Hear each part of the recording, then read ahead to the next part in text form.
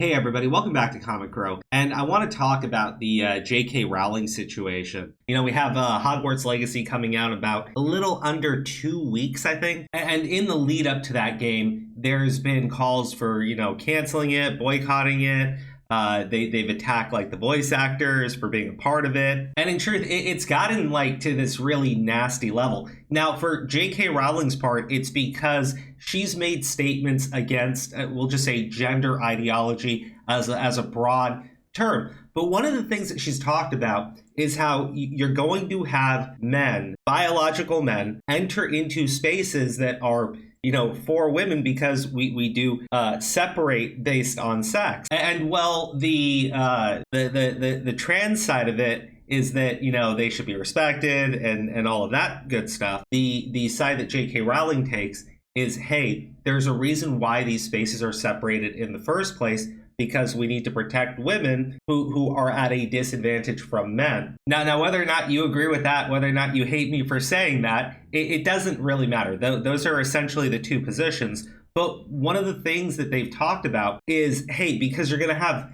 the ability for a biological male to just identify as a woman, not have gender dysphoria, not go through therapy, not transition, but simply say, hey, today I am a woman. Obviously, that would then lead to predatory males using that in order to gain access into spaces where women will be.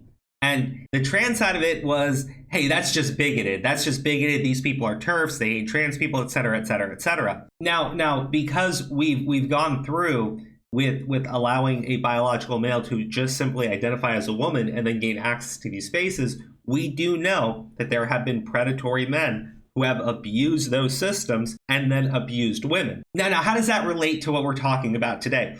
Well, JK Rowling put out this tweet. Deeply amused by those telling me I've lost their admiration due to the disrespect I show violent, duplicitous rapists. I shall file your lost admiration carefully in the box where I keep missing fucks. And there was also this tweet. Delighted to announce that after a surprise visit to the real world, where she reluctantly admitted a hulking great rapist doesn't become a woman by putting on a wig, our illustrious leader has made it safely home to your all just bigots territory. Now, this is related to a story that we've talked about on the channel, I think it was just about a few days ago, in which a man in Scotland who stalked and violently attacked and raped 2 young women during trial, or I guess just before he's supposed to go to trial, he says, hey, I identify as a woman now, and gets placed into a women's prison. Now, this is actually an article talking about the subject. New trans prisoner storm looms for Nicola Sturgeon over transfer of violent stalker Tiffany Scott. And this is because Nicola Sturgeon and many others in Scotland have pushed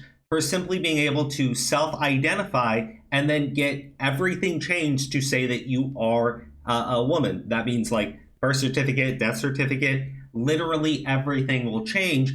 You don't need therapy. You don't need to be diagnosed with gender dysphoria. You don't even need to transition. You simply need to say, I am, and the government will then treat you as such. And we clearly see where that has led to. Right now, I'm not saying, and this is the part that becomes very difficult, especially for like the trans activists to understand. I'm not saying that it is trans people doing this stuff. Okay, I don't even think JK Rowling is necessarily saying that.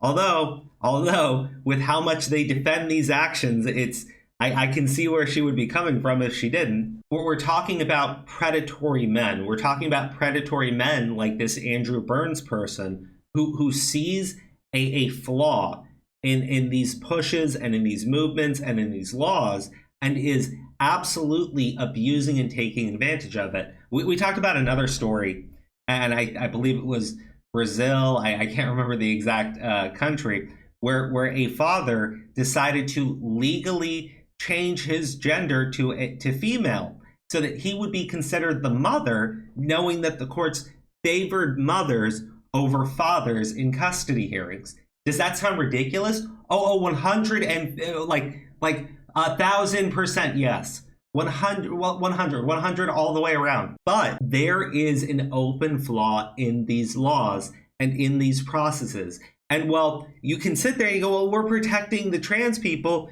Yeah, you're also causing a ton of harm to biological women. All right?